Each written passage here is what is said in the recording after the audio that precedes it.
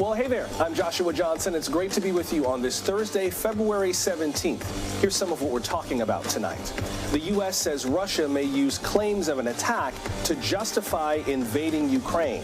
That's left both President Biden and the Secretary of State sounding less optimistic about a peaceful resolution. An American scholar who's still in Ukraine joins us with his view from Kyiv.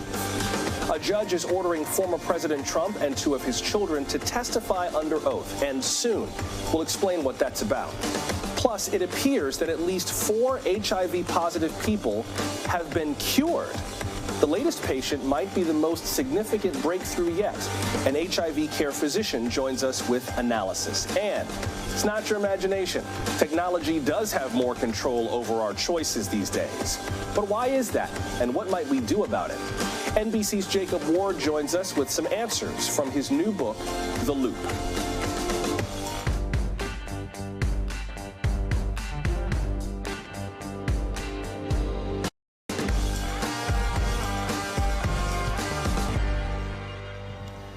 So the U.S. has been warning for days now that Russia is on the cusp of invading Ukraine. But today's warning comes after an actual attack. Ukrainian officials say that Russian-backed separatists dropped artillery shells onto a kindergarten. Now, reportedly, 3 teachers were hurt, but no students that we know of. Ukrainian President Volodymyr Zelensky called the attack a big provocation. It happened in eastern Ukraine in an area called the Donbas region. Donbas is a highly disputed area controlled both by Ukrainian armed forces and Russian separatists, so it's easy for each side to blame the other over what's happening there. Today's attack happened on the Ukrainian-controlled side of that region, but Russian separatists claim they are the victims.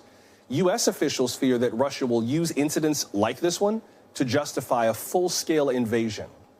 Now, all this comes as the Biden administration is accusing Russia of boosting its presence in the area by around 7,000 troops. Also, diplomacy has taken another hit. Today, we learned that Russia has kicked the deputy U.S. ambassador out of the country. President Biden's warning that Russia could invade Ukraine within a few days. Secretary of State Antony Blinken echoed that. Russia has amassed more than 150,000 troops around Ukraine's borders. Our information indicates clearly that these forces, including ground troops, aircraft, ships, are preparing to launch an attack against Ukraine in the coming days. Joining us now from Kyiv is Terrell Starr. He's a senior non-resident fellow at the Atlantic Council's Eurasia Center, and he hosts the podcast Black Diplomats. Mr. Starr, welcome to the program. Thank you.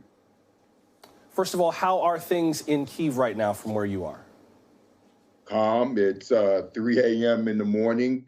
There's it's a mix of anxiety to a certain extent. On the most part, people are resolute going about their days. The supermarkets are full. Cafes are in full operation. In fact, I'm going tomorrow to see a volunteer military drill. That will be something I'm doing, reporting on for Foreign Policy Magazine. So again, anxiety, but overall, people are resolute and ready to fight if they have to. I was just going to ask about that. And it seems like people are both taking this in stride and also kind of gearing up for the possibility that diplomacy may fail. What's the word on the street where you are as to whether diplomacy will succeed? Are folks optimistic that another invasion can be prevented? People really don't know right now because you have to ask Russian President Vladimir Putin. All of the cards are in his hands, and we don't see them because he's not really showing his hand. What we can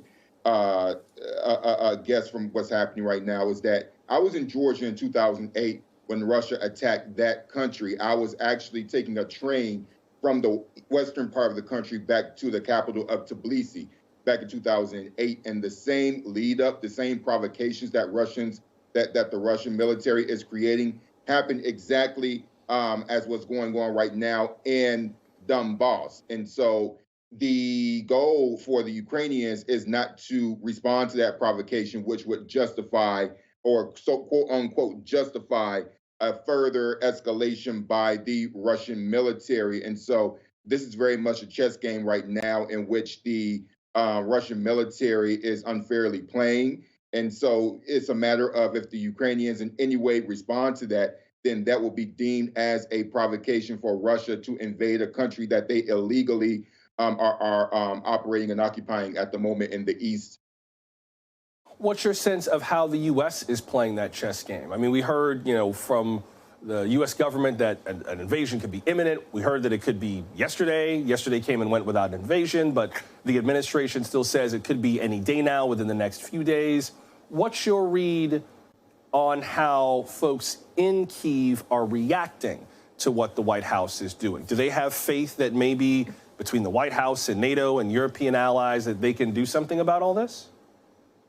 People here don't have a lack of faith in the United States or NATO or the European Union. What they do have skepticism of is Russian President Vladimir Putin, who has been occupying eastern Ukraine, Donbass, and Luhansk regions and illegally annexed Crimea since 2014.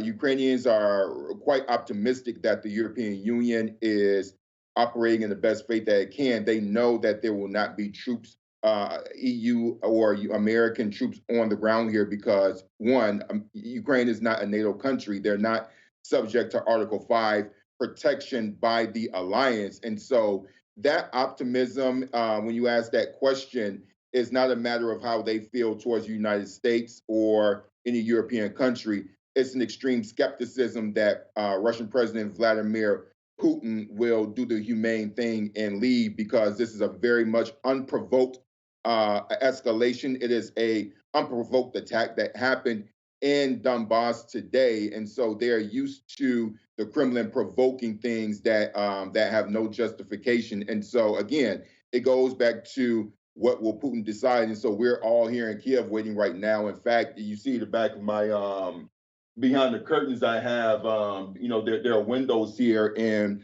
Malcolm Nance, who is an MSC commentator, has been taking me around and have to get duct tape to duct tape these windows in case bombing takes place, to be away from these windows. And I'm going to get some, and he's leaving on some a bulletproof vest and a helmet. And so that's the optimism that we have here in Kiev, which is very little towards the Kremlin at this moment. Since you brought up some of the provisions that you're going to have to take to protect yourself while you're covering this for foreign policy, I got to ask, other than that, if there's any reason why you decided to stay. I mean, the U.S. government has asked every American to get out of Kyiv as fast as possible because they say if something happens, we may not be able to come get you. If it starts to go down, you may end up being on your own. This is not my first time at Putin's rodeo, for one. Also, I work here part-time. I'm not just a casual tourist that walks around.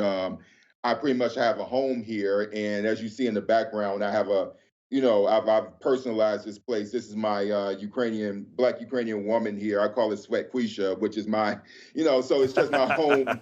You know what I'm saying? She's Svet Quisha right here. So I just bought this piece. I was going to take it home, but since I'm here, I decided to just, stage it here. But at any rate, I'm starting a couple of businesses. I plan on bringing Americans to Ukraine next summer once everything cools down. And so it's a home for me. I have, there are plenty of Black Ukrainians who are here. Tomorrow, I'm going to Swan Lake with a Black Ukrainian woman who essentially is my sister. And so when you ask me, when you talk about Americans evacuating, it's like you're asking me to leave family behind. And it's a very difficult question. There's a lot of guilt. There's a lot of shame that comes with the fact that I have an American passport and I can bounce while Ukrainians are here and having to deal with this. And so I have a job as a journalist that I'm going to carry out, and I'm going to do it. I'm going to take the best precautions I can. And while we're hoping and praying that nothing happens, I'm going to go about my day, go about my week. And again, Swan Lake, 7 o'clock on Friday is waiting for us. Hopefully the bombs don't come, and we'll be able to see a great performance. I know I got to let you go in just a minute. I want to get to one or two questions from our viewers, if I can, starting with one from Ben. Ben asked, why did Putin not do this under the Trump administration, but he does it under the Biden administration? It was basically the same force posturing. Good question, Ben. What would you say to him?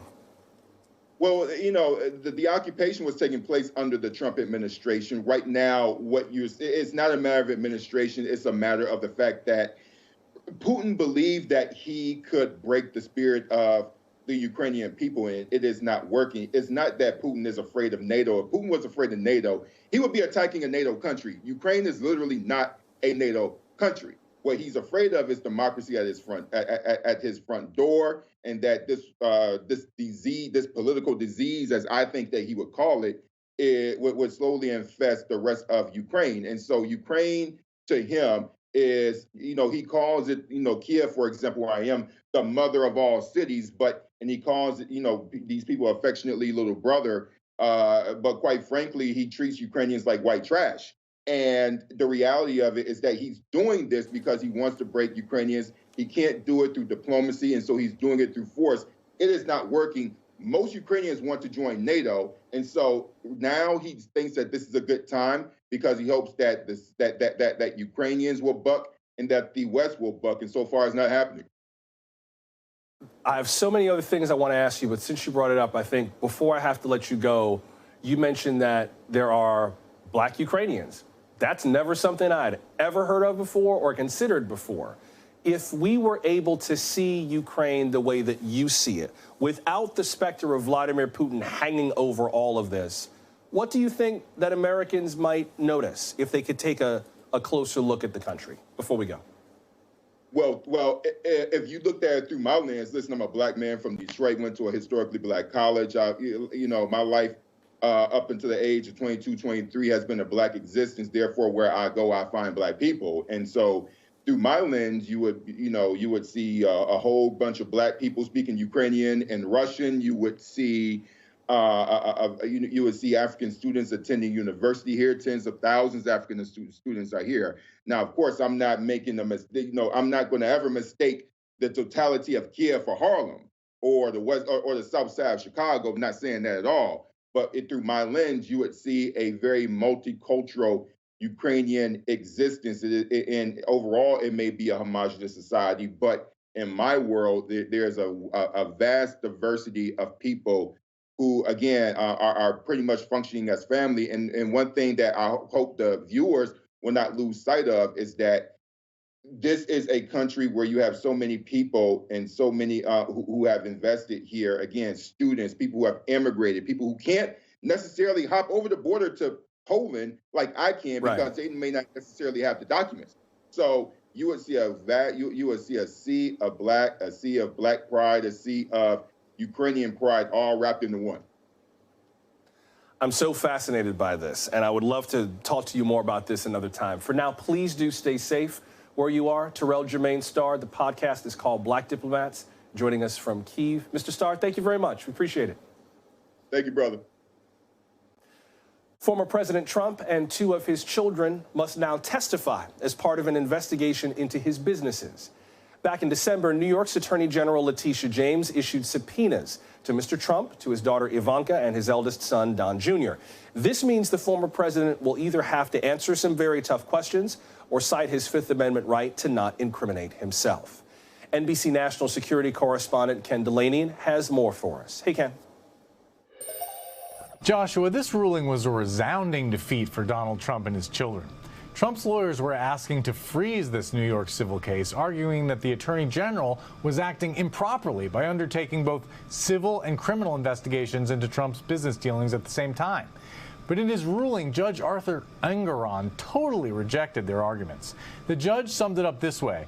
In the final analysis, he wrote, a state attorney general commences investigating a business entity, uncovers copious evidence of possible financial fraud, and wants to question under oath several of the entity's principals, including its namesake. She has the clear right to do so.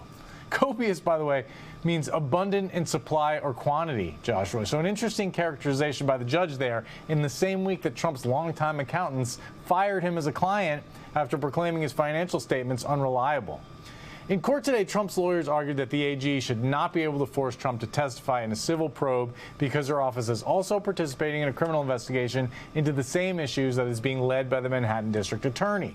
They said requiring Trump's testimony in the civil probe was a way of sidestepping his Fifth Amendment right against self-incrimination. The judge said that argument completely misses the mark, and he ordered that Trump and his children testify within 21 days. Now, the Trump side said they plan to appeal, so the timetable on this is uncertain. What does seem fairly certain, Joshua, is that if Donald Trump ends up being questioned under oath about his business dealings, he is likely to take the fifth. One of his sons, Eric Trump, testified in this very civil case in October 2020, and he took the fifth more than 500 times. Now, refusing to answer can be used against a defendant in a civil case, but the civil case is only about money. The criminal case could send them to jail, Joshua. All right, thank you, Ken. That's NBC's Ken Delanian reporting. Today on Capitol Hill, members of Congress got an important invitation. The House Sergeant-at-Arms invited all members of Congress to attend President Biden's State of the Union address on March 1st. House Speaker Nancy Pelosi said her goal was to get every member in the chamber for this event, and that seems doable because COVID cases are declining. However, members will not get to bring guests. But perhaps you would like to be my guest for the State of the Union. I will be in Dallas on March 1st, and we are looking for people in the Dallas-Fort Worth Metroplex to share their real-time reactions to the speech, to hang out with me and watch the State of the Union. Specifically, we're looking for small business owners. Reason being, business people are doers. They have to execute every day. So, what do the doers in Dallas think of what President Biden is doing for them? If you're a small business owner in the Dallas-Fort Worth area, or you know one that we should talk to, please get in touch. We are at NBC Now Tonight on Twitter, TikTok, Facebook, and Instagram. Democrats, Republicans, Independents, I don't care what party you vote with. You're all welcome with me. You can also reach out to us directly by voicemail, 888-575-2NBC. That's 888-575-2622, or email us nowtonight@nbcnews.com. Still to come, there's growing evidence that HIV might be curable. It's been decades in the making, and now a handful of people are apparently cured. Dr. Oni Blackstock joins us with her take. We're glad you're with us for Now Tonight from NBC News.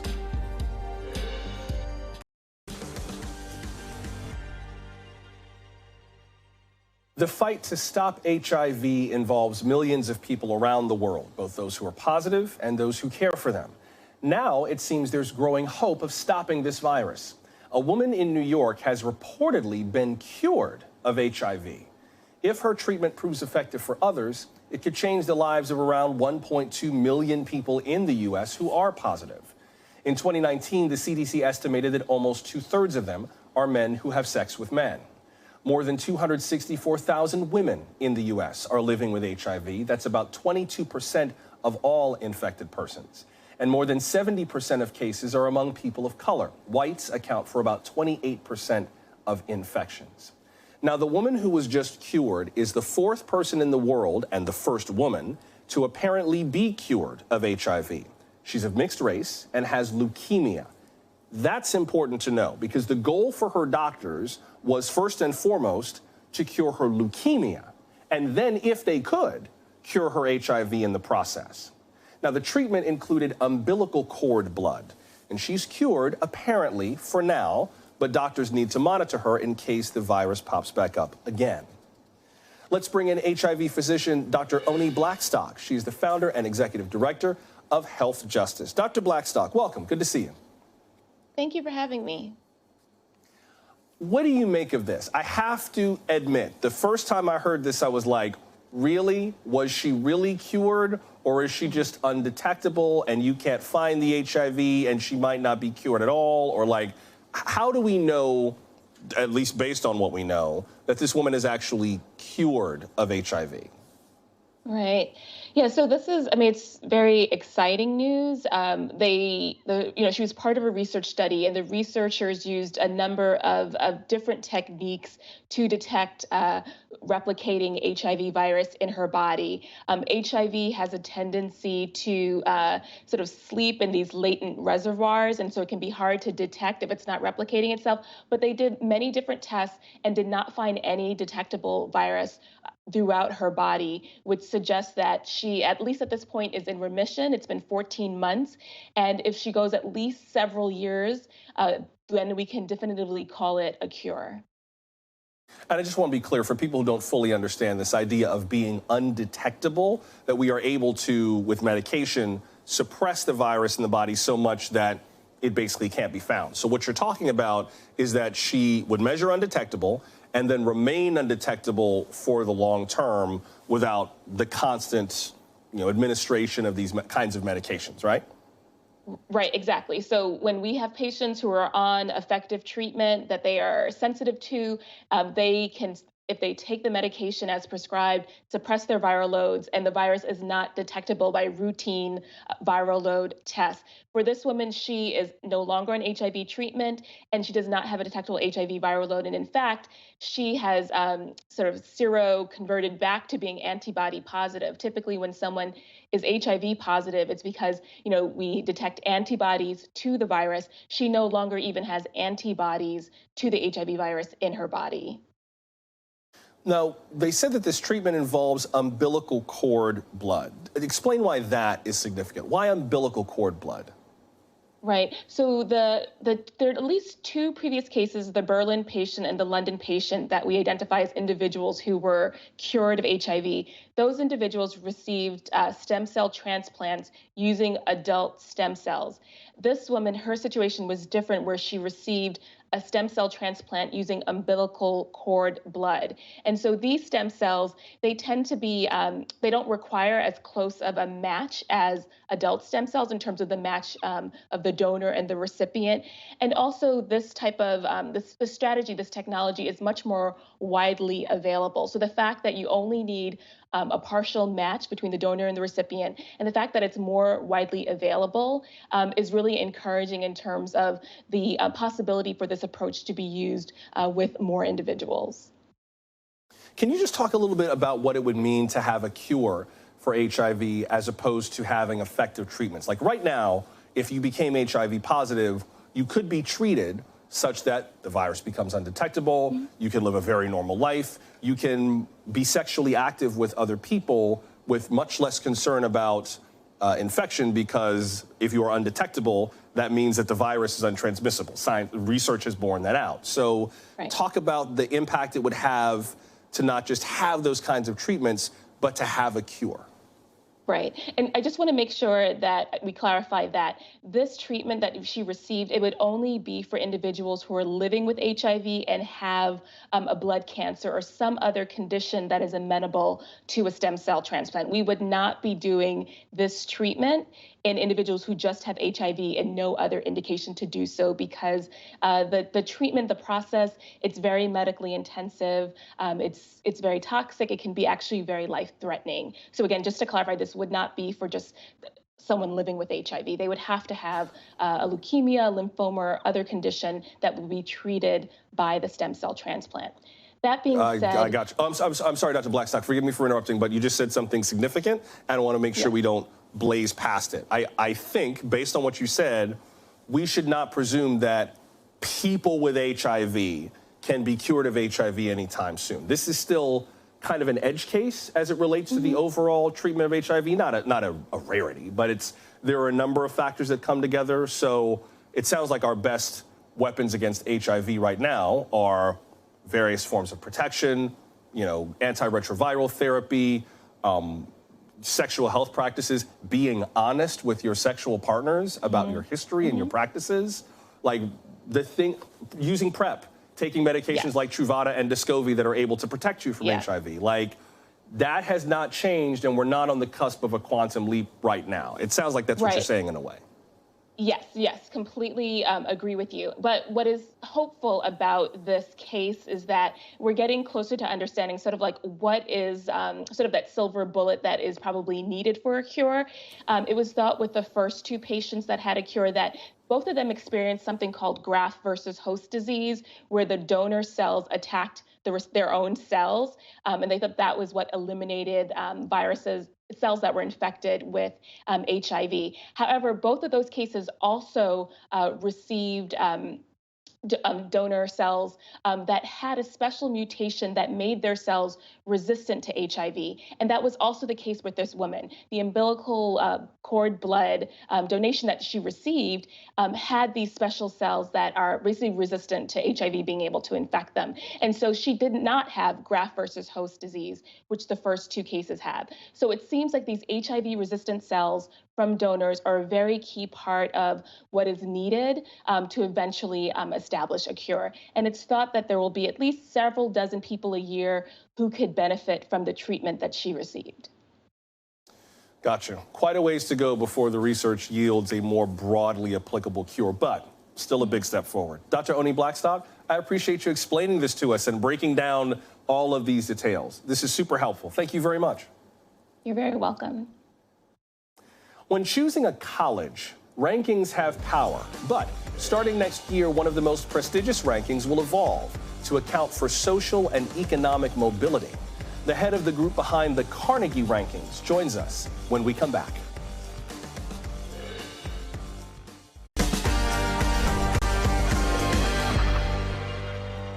How do you know if a college or university is a good school? Many of us have referred to an influential ranking for about 50 years now. The Carnegie classification system rates, among other things, how well institutions produce new research. If you've ever heard of a Research 1 school or an R1 school, that's a Carnegie ranking. It also rates schools that grant more than 20 doctorates per year. R1 means very high productivity, R2 is high, and R3 is moderate. Being an R1 institution also means that its programs have robust research teams and they bring in significant funding. Now, reaching that standard is not easy, and that leaves many regional and minority-serving institutions out. There are nearly 140 R1 schools. Do you know how many of them are historically black colleges and universities? 0. None of them.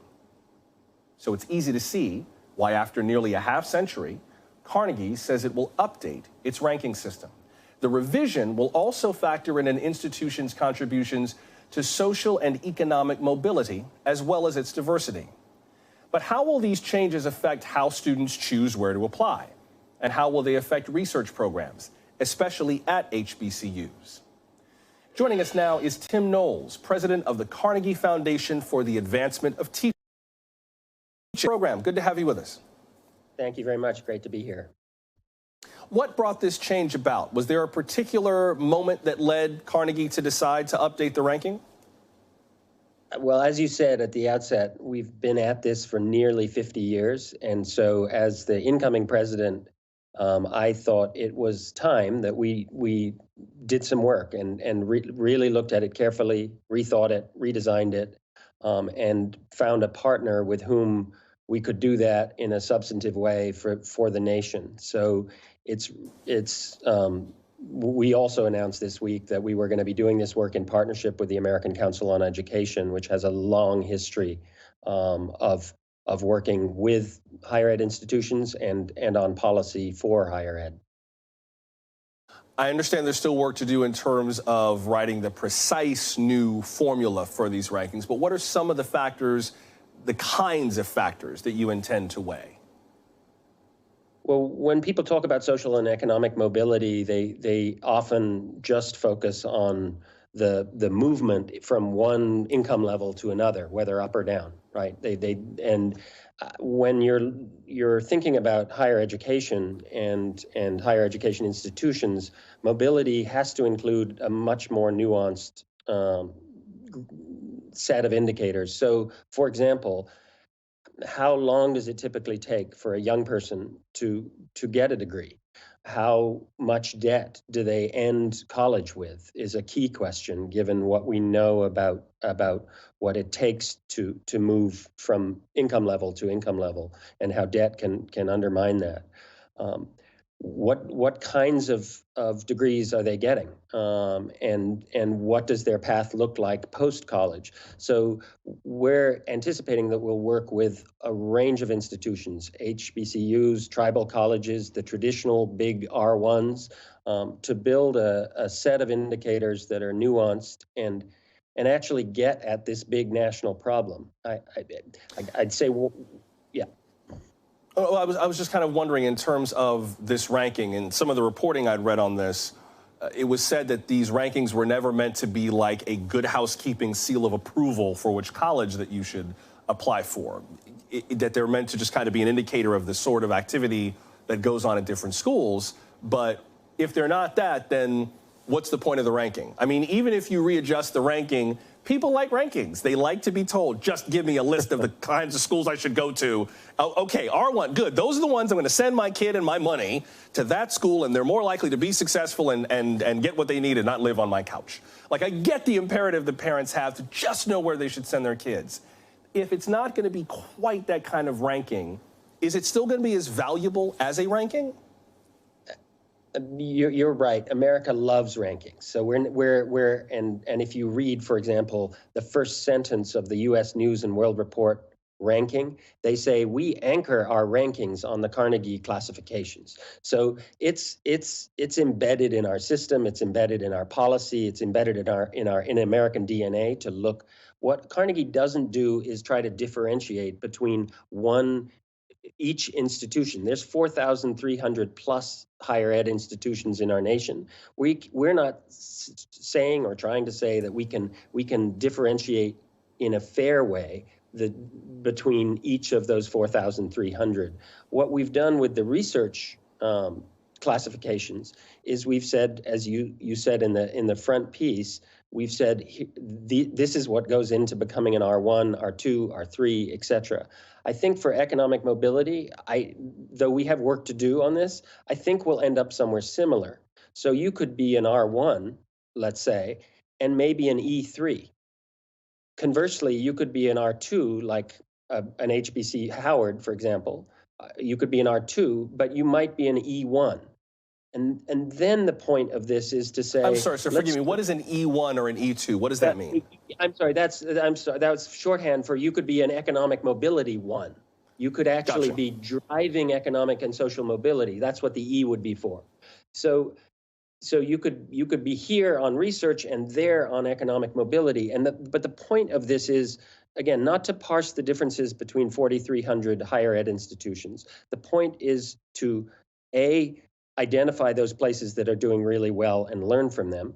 B, drive policy, supportive policy to those places that are doing well on the social and economic mobility front. And C, ideally drive both public and philanthropic capital towards those places that are addressing a fundamental national problem.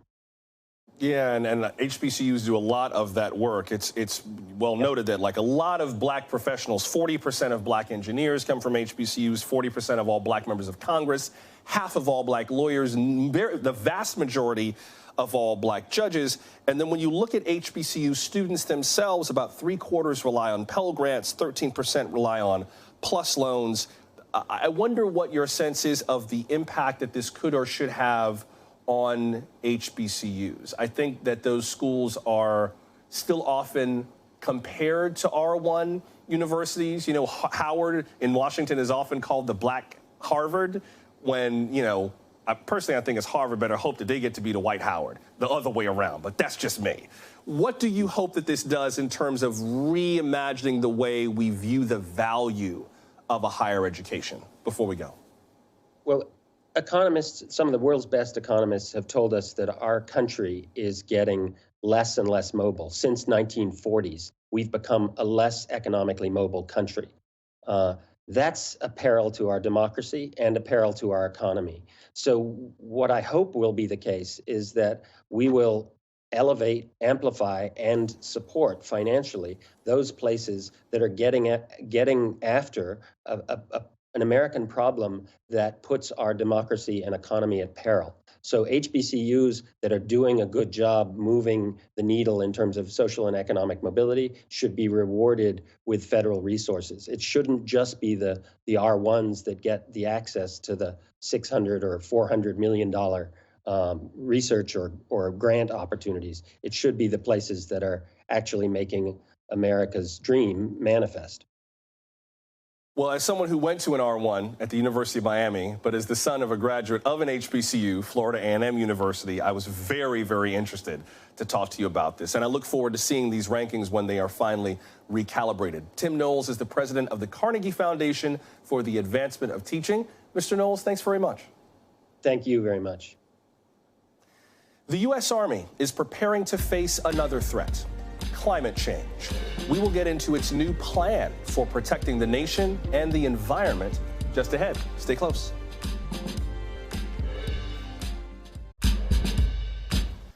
We are keeping an eye on the southern U.S. ahead of some potentially dangerous weather. The National Weather Service issued a tornado watch for parts of Alabama, Mississippi, and Tennessee. Forecasters say intense twisters are possible. It's part of a severe storm system hitting a number of states. Indiana, Illinois, and Michigan have already gotten heavy snow. Kansas City got record snowfall for today's date, more than 9 inches. Let's shift from the weather to the climate. Weather is what's happening now. It's a data point. Climate is a pattern. And that pattern has gotten impossible to ignore. And if you disagree, don't argue with me. Take it up with the United States Army. The largest branch of the armed services now has an official climate strategy. Last week, the Army published its goals to reduce greenhouse gases and prepare soldiers for a changing global environment. Army Secretary Christine Wormuth says the time to act is now. She writes, quote, "Climate change threatens America's security and is altering the geostrategic landscape as we know it," unquote. It may surprise you to know that the Army views climate change this way. Even more surprising, it's already started making changes. Fort Knox in Tennessee has the first Army installation with its own electricity. Fort Knox uses solar panels, and more renewable energy projects are on the way. By the year 2050, the Army plans to have a fully electric fleet of tactical vehicles. It's already experimenting with all-electric tanks like this one. Non-tactical vehicles are already being replaced with cleaner cars that save gas and money. Now, this new plan comes at a critical point. The U.S. military as a whole is a major polluter. A report from Brown University shows that in 2017, the military emitted about as much CO2 as Morocco. It released more than Peru, Sweden, or Hungary. Joining us now is Paul Farnan, the Acting Assistant Secretary of the Army for Installations, Energy, and Environment. Mr. Farnan, welcome to the program. Thank you. Very happy to be here.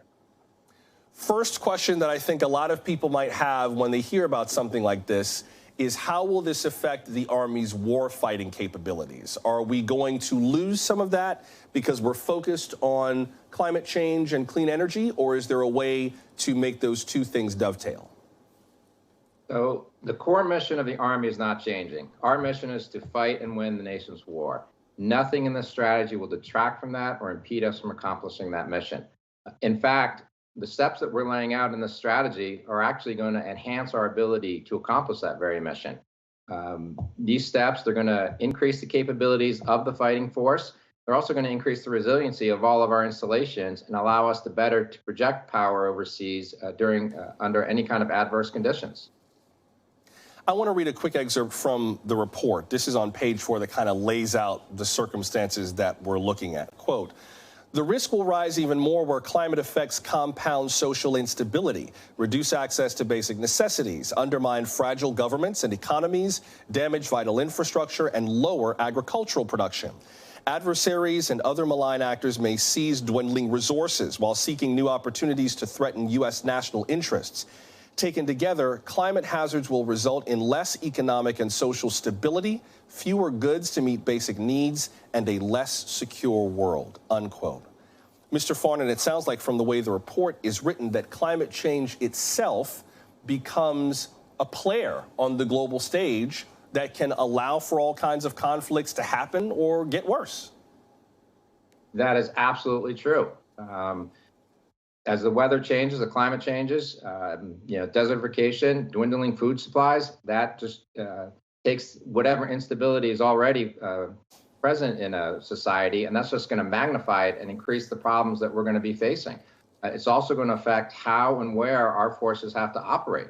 On one end of the spectrum, there's going to be severe floods and deluges of rainstorms that our forces are going to have to deal with. On the other end, there's going to be severe droughts and desertification. So we're seeing, even already today, the environment in which our forces have to operate is rapidly changing, and it's going to affect how we operate. So again, part of the strategy, in addition to reducing the greenhouse gases to reduce climate change, is actually to help prepare our force to operate more effectively in a changing environment.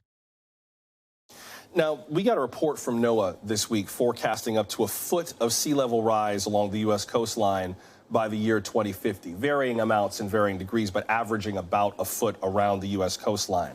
What is your sense of whether or not this plan is ambitious enough to get ahead of the worst impacts of climate change? Well, as a whole, as you pointed out, the Army does emit a good deal of carbon just as its own being. But in the big scheme of things, we don't emit a lot when you look at the global emissions. The point of this is we're doing our part, but this is bigger than the U.S. Army. This is a national effort. This is an international effort, and everyone has a role to play here. But this is the Army playing our role. What would you say are some of the priority measures? This document covers a whole lot of ground. What are some of the things that the Army will be doing most immediately to try to get ahead of the impacts of climate change? Is there anything that we as civilians might notice about how the Army is operating differently, or is it mostly stuff in the background? It's going to be a little bit of both. You showed the solar panels on one of our installations. Those are going to increase, and that is by putting those solar panels on and generating our own electricity. Not only does that reduce the greenhouse gases that we end up emitting, but that makes our installations stronger, more resilient. If the grid goes down and we lose power on installations, we still have to be able to operate. We still need to be able to deploy our forces, and having these renewable energy assets on our installations will allow us to continue to power our installations regardless of what's going on the grid outside of our gates. Well, just speaking as someone who has a lot of military in my family, my father, my cousin, a West Point graduate, my late uncle who was in the Army, it's good to see the Army continuing to keep up with the times, and I'll be interested to see how this rolls out in the years to come. Paul Farnan is the Acting Assistant Secretary of the Army for Installations, Energy, and Environment. Mr. Farnan, I appreciate you coming on to explain this to us. Thank you very much. Thank you for having me, and thank you for highlighting this great effort that we're really excited about. From surveillance systems to smartphone apps, artificial intelligence is fascinating and sometimes scary. So, how do we humans keep control? That is the focus of The Loop, a new book by our colleague Jake Ward. He'll join us before we go.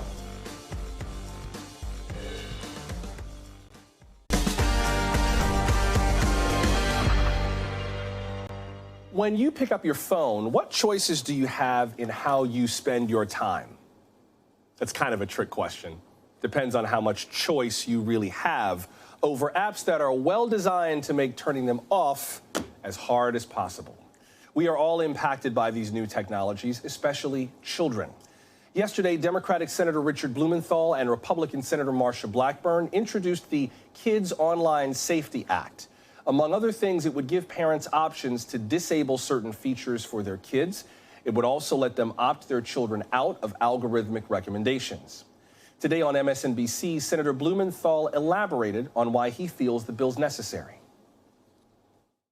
What we heard in these hearings is often children feel powerless, a loss of control. They want to stop the autoplay, for example. They need more tools to do it. And so we want to hold big tech accountable with a standard of care, giving parents tools so that they can take back control and opt out of the algorithmic recommendations or disable the addictive features. Now, none of these features is an accident. A recent investigative series in the Wall Street Journal showed how much Facebook knew about its services being deeply addictive, sometimes damaging. But it's not just kids who feel a loss of control online. Research shows that technology is increasingly shaping the way we all think. AI is guiding our decisions for us. NBC Tech correspondent Jacob Ward gets into all of this in his new book, The Loop: How Technology is Creating a World Without Choices and How to Fight Back. He defines the loop as, quote, a downward tailspin of shrinking choices, supercharged by capitalist efficiency, in which human agency is under threat from irresistible systems packaged for our unconscious acceptance, unquote. And Jake Ward joins us now. I'm so glad I finally get a chance to talk to you about this book that has so many things. I'm a Post-it note machine, and I have Post-it the hell out of this book, partly because there are so many examples of the impact of the loop. Give us one quick example of this loop, as you describe it, that stands out to you the most or that concerns you the most. Well, Joshua, I'm so pleased to be here with you. And when you first posted on social media that picture of your book festooned with Post-its, I was like, oh my gosh, he's about to blow me up. So I'm so pleased to be here with you. Thank you. No, I know. I'll be nice. One of the examples. Yeah, I know. And I want to get into it. So let's go. So, for me, there is this range, right? AI, the pattern recognition algorithms that we are relying on to do everything, from deciding who gets a loan to deciding who gets bail, can have incredibly positive impacts. We've seen places in which it can, for instance, look at photograph after photograph of moles on our skin and determine which ones might lead to cancer and which might not, right? There's incredible uses for it. But I have also seen at the far end of where it is being used to predict our behavior, because that is where the money is, those places get scarier and scarier. And so there are some places, I've seen places in which, for instance, a robotic mediator, a chatbot, literally jumps into text message exchanges between divorced parents who are negotiating about a child that they are co-parenting together, will interrupt a fight between them and actually say, are you sure you want to say this kind of thing to each other? It could get you into trouble. That is something that AI can do. Now, that's a sort of medium-term one where you go, well, maybe that's good. It's keeping families together. But then the far end we just saw at the Super Bowl, where $7.5 billion was spent in online gambling, which is now legal to play on your phone in 31 states. AI is predicting what you are going to be interested in, and we are seeing people so addicted to it already that they are now betting on, literally the state of Colorado bet $11 million in a single month on Russian ping pong. We are seeing our behavior predicted and guided by these systems in a way that plays on our ancient circuitry over which we have absolutely no control, Joshua. I want to get into what some of that circuitry is. You write about this in the book, and I think this is one of the most useful aspects of the book, is explaining what our brains do, because the people who make these apps know, we just don't know. On page 20, you write, the human brain is built to accept what it's told, especially if what it's told conforms to our expectations and saves us tedious mental work. And then in the book a little bit later on, you describe what's come to be known as System 1 and System 2 in our brains, these two kind of levels of the way we think. System 1 makes your snap judgments for you without demanding conscious attention or consuming much energy. System 2 makes your careful, creative, rational decisions, which take valuable time and fuel to process. So, Jake, the issue is that the way these systems, these AI systems work, they understand the way that your mind works in ways that kind of don't really attract much attention to the way that choices might be kind of guided for you, and that makes us even more susceptible. That's right. So System 1 is the ancient system that has kept you and I and millions, billions of humans alive for several million years. It is the ancient pattern recognition system that allowed us to spot snakes and strangers and fire and calories and make gut instincts without having to think about them consciously. That's the ancient-most version of ourselves. Now, the new version is System 2. System 2 probably popped into our brains about 70,000 years ago, and it's what inspired us to start making these bigger decisions about what happens after we die and why am I born this way and you're born that way. And out of that System 2 came things like politics and art and law, these higher functioning parts of our brain. Now, you and I are speaking right now through System 2. We're thinking it through as we talk. There's this vast apparatus of sophisticated technology in between us. All of that took System 2 to build. But here's the thing. What scientists have shown us, what I try to spend a lot of chapters in the book explaining, is that we make most of our decisions using our ancient System 1. We think we are voting with our higher conscious mind, but it turns out research has shown that we actually tend to vote for people's faces who are more symmetrical, the better looking person. You know, there's all of this stuff that we are using in an ancient, in a modern sense that is actually based on an ancient system. And here's where it gets us into trouble. Because we are built to offload our decision-making system, the calorie-finding, snake spotting stuff, to our ancient circuitry. We're basically built to be lazy about it. And the problem is AI is about to step in and start doing that for us. It's going to help us make decisions that we don't want to have to spend time on. And my worry, and the whole thesis of the book, is that as we hand off our decisions to this system, our brain, because we're used to handing off our decisions to to wiring, is basically going to give up on thinking things through. And I think that's going to get us into trouble in the coming generations.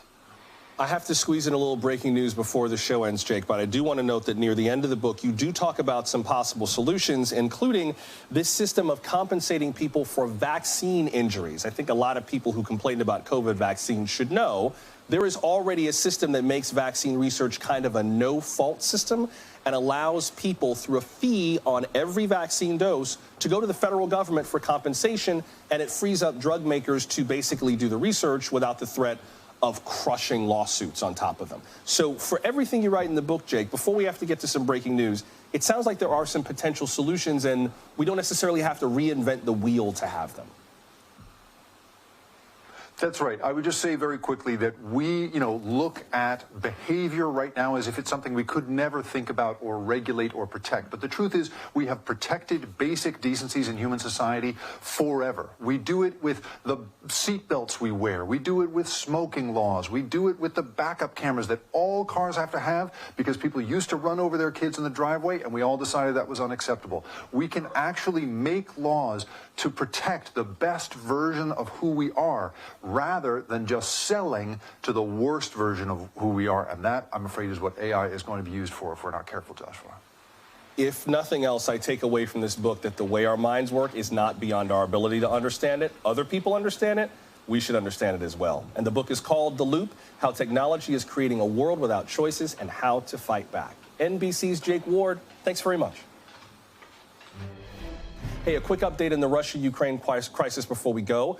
Secretary of State Antony Blinken made remarks today. The UN held a Security Council meeting, and he proposed to meet his counterpart from Russia, the Foreign Minister Sergei Lavrov, in Europe next week. Well, the State Department just confirmed that the Russians have responded with proposed dates for that meeting. It would be late next week. The State Department says it's accepting the invitation if there are no further Russian invasions of Ukraine. This could be the beginning of a diplomatic path forward. Too soon to tell, but we will keep you posted. Hey, thanks for making time for us tonight. Until we meet again, I'm Joshua Johnson. We'll see you tomorrow. Good night.